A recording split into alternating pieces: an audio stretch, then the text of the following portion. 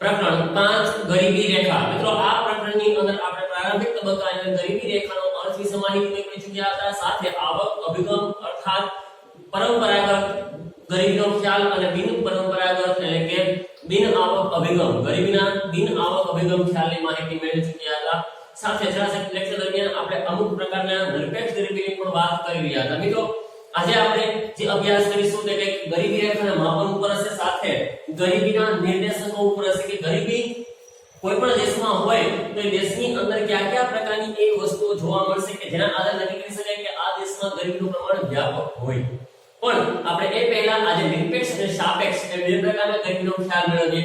નિરપેક્ષ ગરીબી એટલે એવા પ્રકારની ગરીબી છે જે અર્થાત કુટુંબને એક વર્ષ દરમિયાન પોતાના કુટુંબનું ભરણ પોષણ કરવા માટે કે જીવન ગુજરાન ચલાવવા માટે નક્કી કરેલી આવક કે લઘુત્તમ સપાટી કરતાં ઓછી આવક કે ખર્ચ કરતો સમુદાય કે પરિવાર એટલે કે નિરપેક્ષ ગરીબ।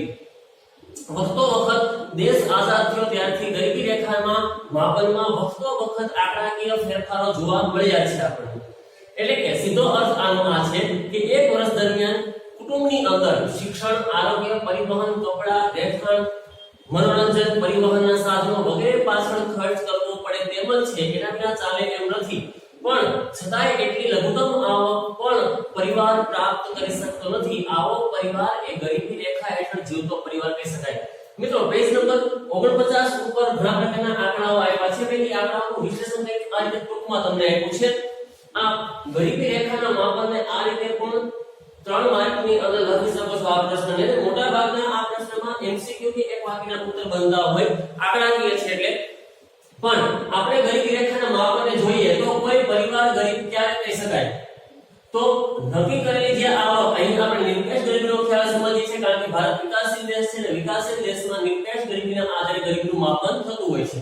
સમજીએ ICMR Indian council of medical research તેમના દ્વારા ભારતની અંદર ગ્રામીણ વિસ્તારમાં જો પ્રતિદિન 2400 કેલરી આહાર કોઈ પરિવાર મેળવી શકતો નથી, આવો પરિવાર એ ગરીબી રેખા હેઠળ જીવતો પરિવાર છે। આનો સીધો અર્થ આ થાય છે પૌષ્ટિક આહારની સાથે સંબંધ ધરાવે છે, જે પોતે પૂરતી માત્રામાં પૌષ્ટિક આહાર ન મેળવી શકવાને કારણે કુપોષણનો શિકાર બનતા લોકોની અહીં વાત કરવામાં આવી છે।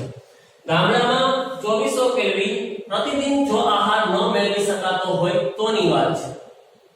શહેરી ક્ષેત્રની અંદર વર્તમાન સમયમાં પણ જો 2100 કેલરી કરતા ઓછો આહાર મેળવવામાં આવતો હોય તો એ પરિવાર ગરીબી રેખા હેઠળ જીવતો પરિવાર છે। મિત્રો આ 2100 અને 2400 વ્યક્તિ દીઠ વાત છે, પ્રતિદિન વાત છે।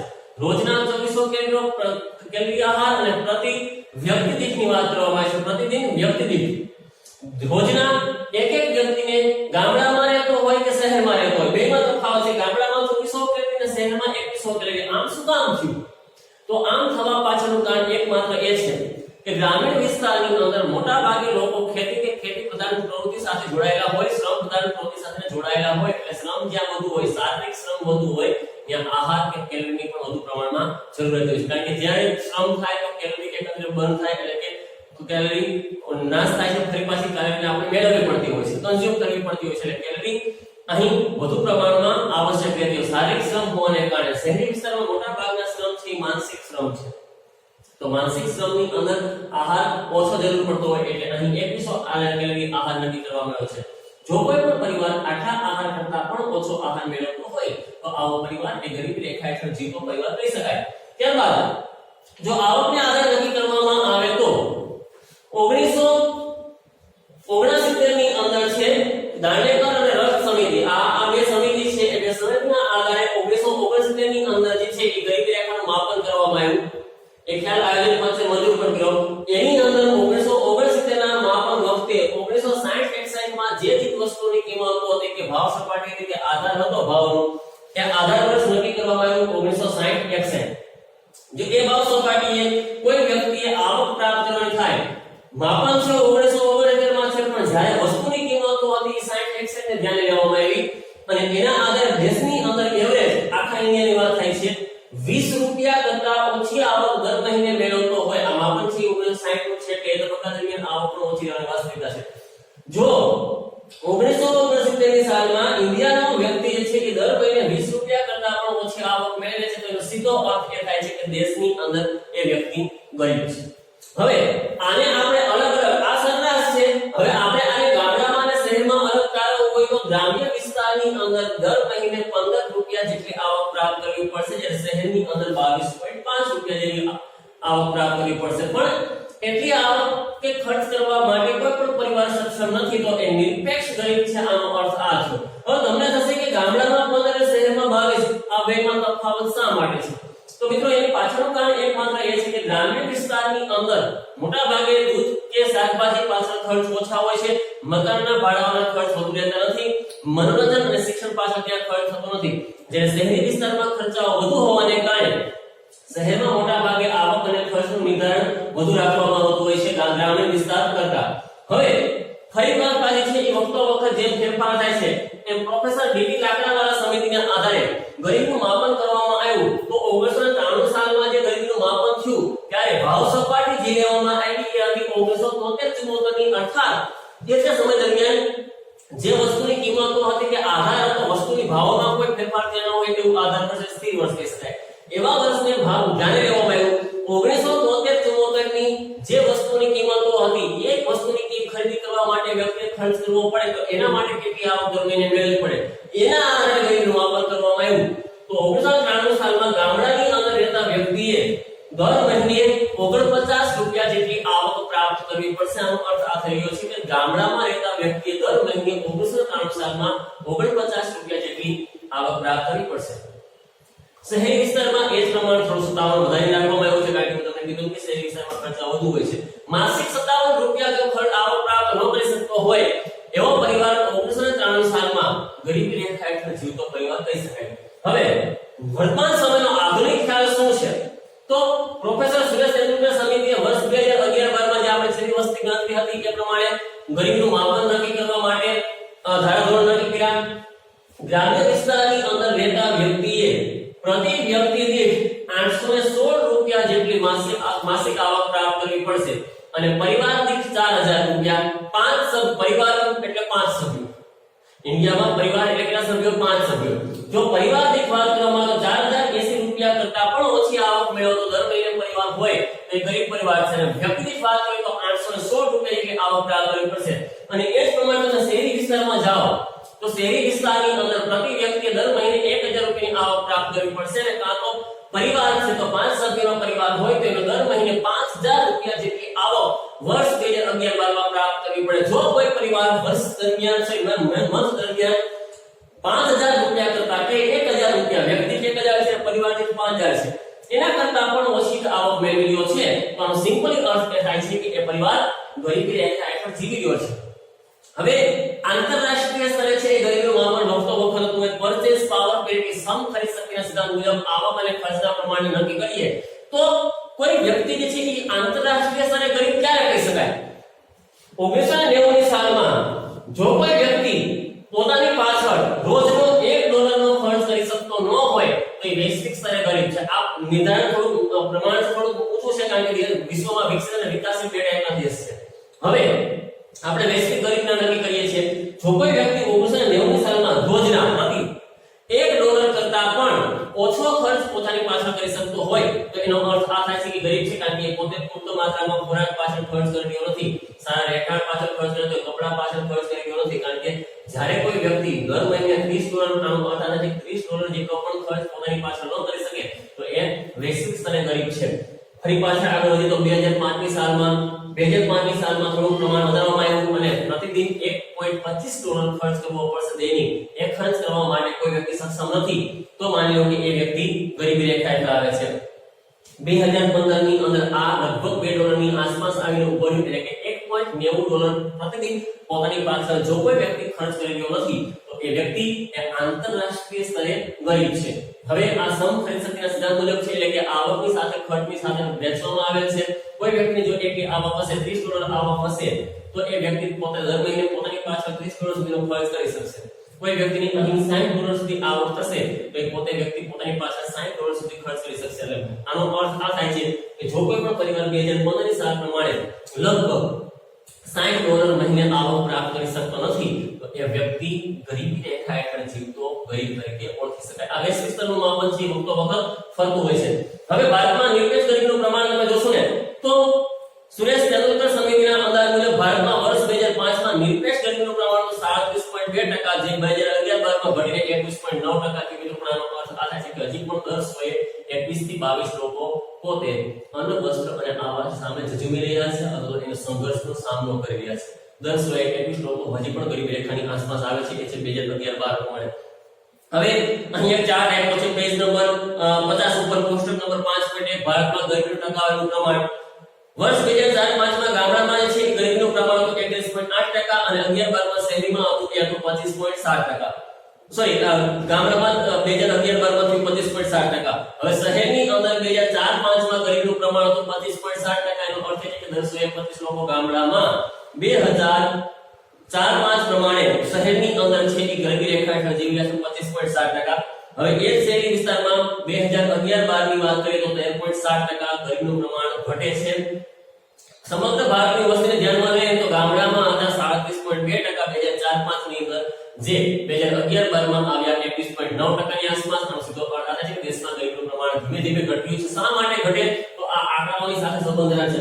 816 અને 1000 રૂપિયા આ પ્રમાણ થોડું ઓછું કહી શકાય કારણ કે આટલી આવક લગભગ કોઈ વ્યક્તિ છે એ શ્રમના પુરવઠામાં જોડાય એટલે એટલી તો આવક પ્રાપ્ત હંમેશા કરી આવવાનું હોય છે. છતાંય દેશની અંદર ગરીબીનું પ્રમાણ ઘટ્યું છે તે દેશ માટે સારી વસ્તુઓ કહી શકાય. હવે અહીં રાજ્યવાર નિરપેક્ષ ગરીબીના પ્રમાણની વાત કરીએ તો દેશની અંદર 10% થી ઓછી ગરીબી ધરાવતા રાજ્યો સારામાં સારા રાજ્યો કહી શકાય એવા જે વિકસિત છે ગોવા, કેરળ, હિમાચલ પ્રદેશ, સિક્કિમ, પંજાબ અને આંધ્ર પ્રદેશ. ગોવા એ ટુરિઝમ ક્ષેત્રમાં આવેલું હોવાને કારણે કહી શકાય કે ત્યાં ગરીબીનું પ્રમાણ ઓછું છે. વળી વસ્તી પણ તેમની ઓછી છે. કેરળ શિક્ષણનું પ્રમાણ લગભગ સાક્ષરતાનો રેશિયો છે એ 100% ની આસપાસ પહોંચેલો હોવાને કારણે કહી શકાય કે શિક્ષણનું પ્રમાણ વ્યાપક હોવાથી અહીં રોજગારી તકો પણ વિપુલ રહે છે બહારના રાજ્યોમાં જઈને. હિમાચલ પ્રદેશ પહાડી વિસ્તારની અંદર આવેલું આખું રાજ્ય છે. વસ્તી પણ ઓછી છે સાથે ટુરિઝમનો ફાયદો મળતો હોય છે એના કારણે અને સફરજન કેવા પ્રકારની કોઈ ખેતી કરી અને પોતે એના થકી આવક મેળવી રહ્યા છે એટલે વસ્તી થોડી ઓછી હોવાને કારણે પણ આ રાજ્યને સમૃદ્ધિને કારણે વિકાસ વધુ છે. સિક્કિમ ઇન્ડિયાનું સૌથી નાનકડું એવું રાજ્ય કહી શકાય. વસ્તી ઓછી હોવાને કારણે સ્વાભાવિક છે કે ગરીબીનું પ્રમાણ પણ ત્યાં ઓછું રહેવાનું. વળી અહીં વ્યસન આ બહુ એક સારી વસ્તુ યાદ રાખજો મિત્રો કે સિક્કિમની અંદર છે કે ગુટકા ઉપર પ્રતિબંધ છે. ગુટકાનું સેવન કરવું તે અનલીગલી માનવામાં આવે છે અને એની માટે વ્યસન જે છે કે સેવન કરનાર વ્યક્તિ એ ગુનેગાર તરીકે ઓળખાય છે. સિક્કિમ વિકાસને કારણે આજે કહી શકાય કે દેશમાં ગરીબીનું પ્રમાણ ઓછું ધરાવે છે. પંજાબ હરિયાળી ક્રાંતિ 1960-61 ની અંદર જ્યારે થઈ ત્યારથી લઈ અને સતત માટે પંજાબની અંદર જે ઘઉંના પાકનું વિક્રમજનક ઉત્પાદન થતું રહ્યું. આના કારણે કહી શકાય કે પંજાબ કૃષિની અંદર વધુ પડતું આગળ આવવાને કારણે આજે ત્યાં ગરીબીનું પ્રમાણ ઓછું છે. આંધ્ર પ્રદેશ કહી શકાય કે ગરીબીના પ્રમાણમાં થોડું પહેલા વધુ હતું પણ વર્તમાન સમયની અંદર ગરીબીનું પ્રમાણ ત્યાં ઘટાડવા માટે સરકારે આ આંકડાઓ સુધારો 2400 અને 2100 પેગના આંકડાને સુધારવા માટે પ્રયાસો કર્યા છે. જે ફૂડ સિક્યુરિટી એક્ટ FSA એટલે કે આપણે જાહેર વિતરણ વ્યવસ્થા છે પબ્લિક ડિસ્ટ્રીબ્યુટ સિસ્ટમ જેમાં કેરોસીન, ઘઉં, તેલ, ચોખા, ખાંડ એવા પ્રકારની વસ્તુઓ આપવામાં આવે છે. એમાં કેન્દ્ર સરકારનો જે પુરવઠો આપવામાં આવે છે એમાં રાજ્ય સરકાર પોતાનો થોડો પુરવઠો વધારી અને લોકો સુધી અનાજ પહોંચાડતી હોવાને કારણે કહી શકાય કે આ રાજ્યનો વિકાસ થયો છે. મિત્રો વર્તમાન સમયમાં આપણે જાણીએ છીએ ત્યારથી તેલંગાણા આંધ્ર પ્રદેશમાંથી રાજ્ય છૂટું પડ્યું. જ્યારથી એ રાજ્યમાંથી છૂટું પડ્યું ત્યારથી કહી શકાય કે વર્તમાન સમયમાં હૈદરાબાદ છે એ પ્રારંભિક જ્યારથી તેલંગાણા અને આંધ્ર પ્રદેશ બંને અલગ થયા ત્યારથી 10 વર્ષ માટે હૈદરાબાદ બંનેનું પાટનગર રહેશે. પણ પછીના તબક્કાની અંદર આંધ્ર પ્રદેશનું પાટનગર અમરાવતી હશે અને તેલંગાણાનું પાટનગર હૈદરાબાદ હશે.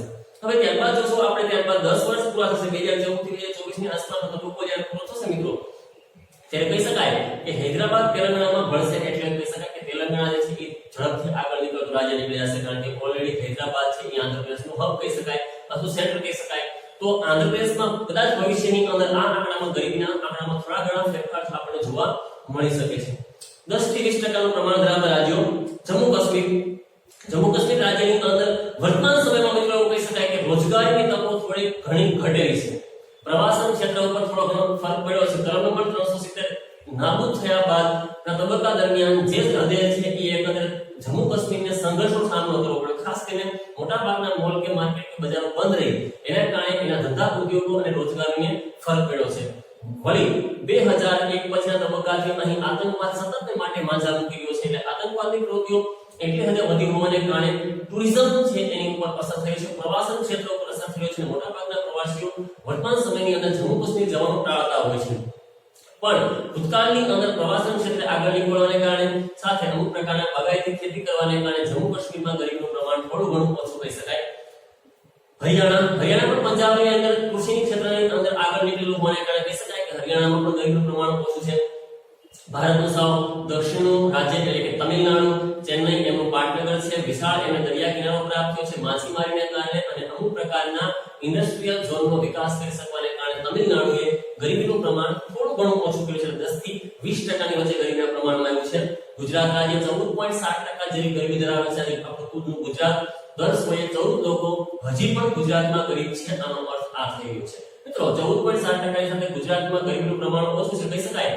2001 પછીના તબક્કાની અંદર ગુજરાતમાં ઔદ્યોગિક વસાહતો છે એની પર ભાર મૂકવામાં આવ્યો. આ ઉપરાંત ગ્રામ જ્યોતિ કે જ્યોતિ ગ્રામ યોજના તમે કહી શકો એ 24/7 ગ્રામીણ અને શહેરી વિસ્તારને વીજળીનો પુરવઠો પૂરો પાડવામાં ગુજરાતે ઘણી ઝડપ હાંસલ કરી છે. 108 જેવી સુવિધાઓ આપી અને આરોગ્યના ક્ષેત્રમાં જે છે ગુજરાતે પ્રગતિ સાધેલી છે.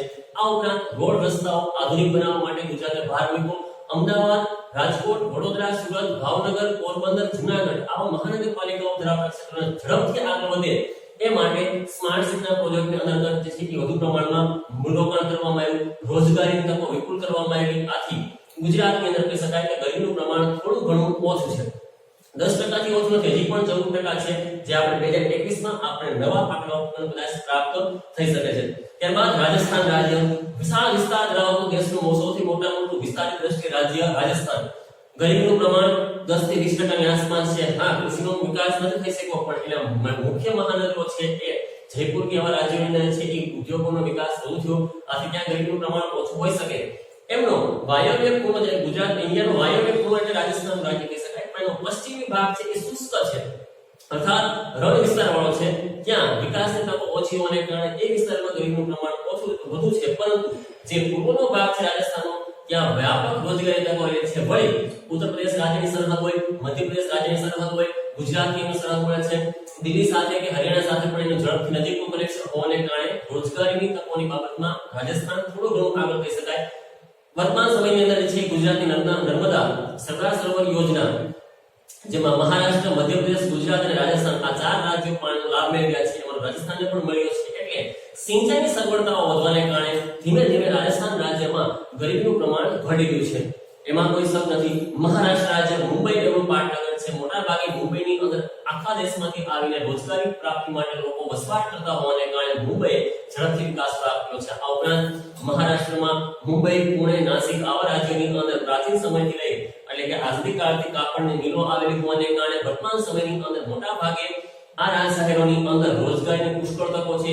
ઇન્ડસ્ટ્રીયલ ઝોન કહી શકાય અથવા દરિયા કિનારો પ્રાપ્ત થયેલો હોવાને કારણે જહાજ બાંધકામના ઉદ્યોગોની પાસે આવેલા હોવાને કારણે આ રાજ્યની અંદર ગરીબીનું પ્રમાણ થોડું ઘણું ઓછું છે.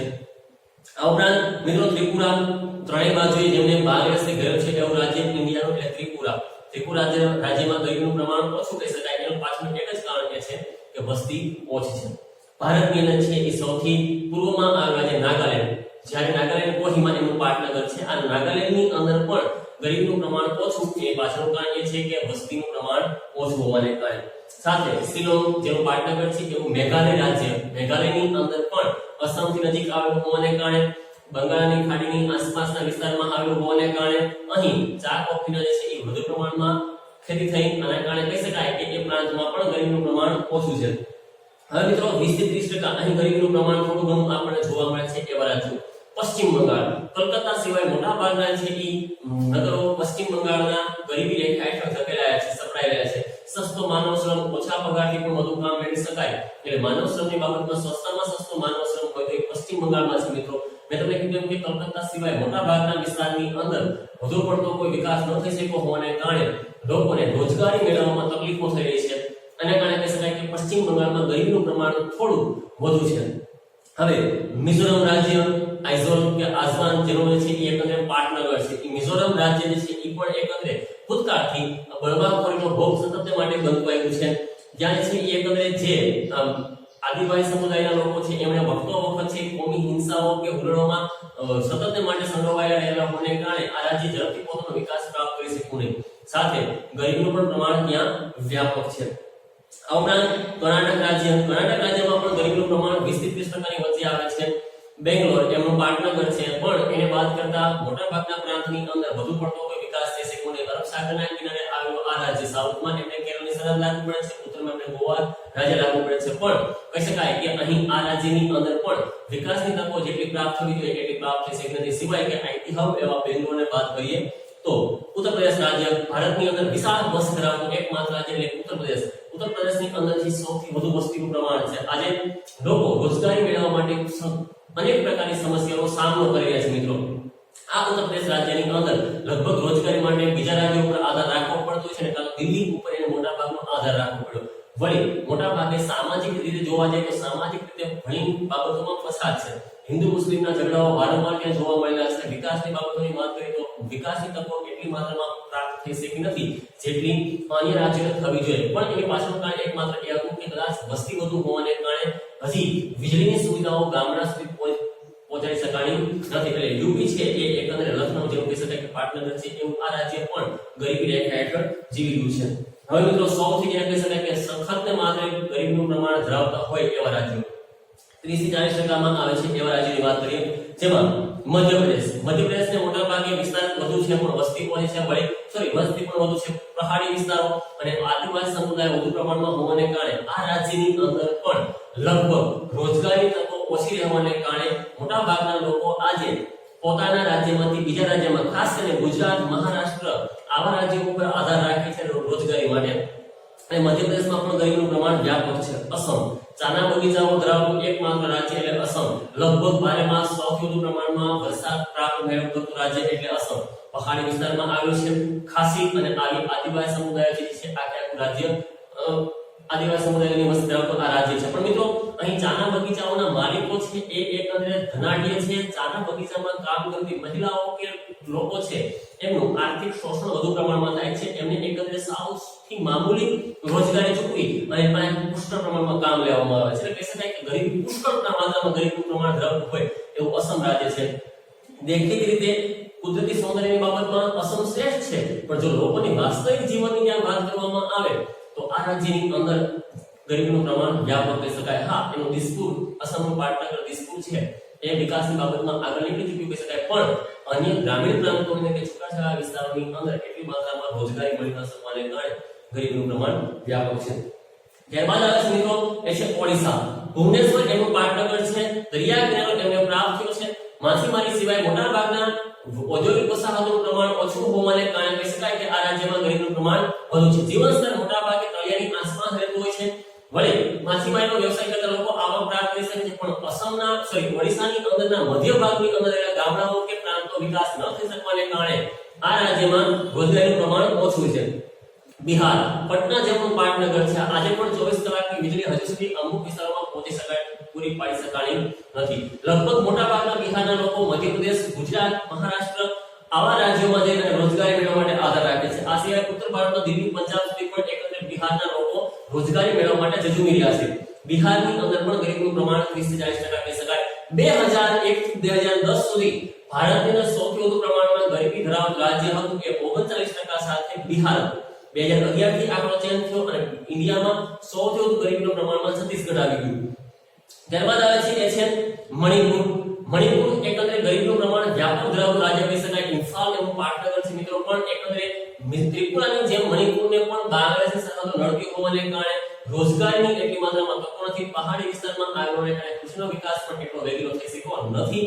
વગેરે બાબતો કે સમસ્યાઓને કારણે મણિપુર રાજ્યએ પણ ગરીબીનો પુષ્કળ સામનો કરવો પડ્યો છે. આ ઉપરાંત ઝારખંડ રાંચી એમનું પાટનગર છે. જમશેદપુરને બાદ કરી દઈએ કે રાંચીને બાદ કરી દઈએ તો ટાટા સ્ટીલ અને આયરન કંપનીનો જે છે એકંદરે વસાહત, ઔદ્યોગિક વસાહત ત્યાં આવે છે જમશેદપુરની અંદર, અને રાંચી એમનો વિકાસ કર્યો છે. પણ બાકીનું રાજ્ય છે બિહારથી છૂટું પડી અને ઝારખંડ રાજ્ય જ્યારે બન્યું 2004 ની આસપાસ, તો આ રાજ્યએ જેટલો ઝડપથી વિકાસ કર્યો એટલો માત્રામાં વિકાસ થઈ શક્યો નથી. આ ઉપરાંત રોજગારી તકો પૂરી પાડવામાં લગભગ આ રાજ્ય નિષ્ફળ નીવડ્યું છે. એટલે આ રાજ્યમાં ગરીબીનું પ્રમાણ વધુ હોય એ વાસ્તવિકતા છે. મિત્રો, આ ઉપરાંત સૌથી વધુ પ્રમાણમાં 39% ની સાથે 39.93% એટલે કે 10 લગભગ 40 લોકો અન્ન, વસ્ત્ર અને આવાસની સુવિધાઓ કે રોટી, કપડા, મકાન સાથે આરોગ્ય, પરિવહન, શિક્ષણ વગેરેથી વંચિત રહેતા હોય એવા રાજ્ય ધરાવતું એટલે છત્તીસગઢ. આ છત્તીસગઢનું પાટનગર રાયપુર છે. અહીં મોટા ભાગે કૃષિ ઉપર આધાર રાખવામાં આવ્યો છે. દરિયાઈ કિનારો એમને પ્રાપ્ત થયો નથી. ઓડિશા, મહારાષ્ટ્ર, મધ્યપ્રદેશ, ઉપરથી ઝારખંડ વગેરે રાજ્યની સરહદો લાગુ પડે છે. નક્સલવાદનો પણ વારંવાર આ રાજ્ય ભોગ બનતું હોય છે. એટલે ઉપગ્રહ બળવાખોરી જેને કહી શકાય એ રાજ્યમાં વધુ પ્રમાણમાં થતી હોય છે. વિકાસની તકો ઓછી હોવાને કારણે આ રાજ્યએ પોતાનો જે વિકાસ સાધવો જોઈએ એ વિકાસ સાધી શક્યું નથી. એટલે પુષ્કળ ગરીબીના પ્રમાણમાં આ રાજ્ય આવશે. મિત્રો બે એમસીક્યુ યાદ રાખજો. સૌથી ઓછી ગરીબી છે 5.9% સાથે ગોવા રાજ્યમાં, ઇન્ડિયાનું શ્રેષ્ઠમાં શ્રેષ્ઠ રાજ્ય કહી શકાય.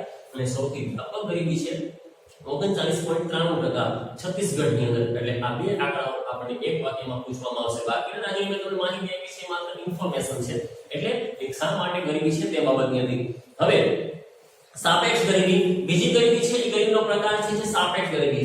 નિરપેક્ષ ગરીબીની અંદર છે એ આવકનું પ્રમાણ નિર્ધારિત કરવામાં આવ્યું કે ખર્ચ કુટુંબની પાછળ કરવો પડે તે નક્કી કરવામાં આવ્યું હતું. સાપેક્ષ ગરીબીમાં શું છે? તો સાપેક્ષ ગરીબીની અંદર તુલના કરવામાં આવી છે. એક પરિવારના બીજા પરિવારની સાથે તુલના કરવામાં આવી છે.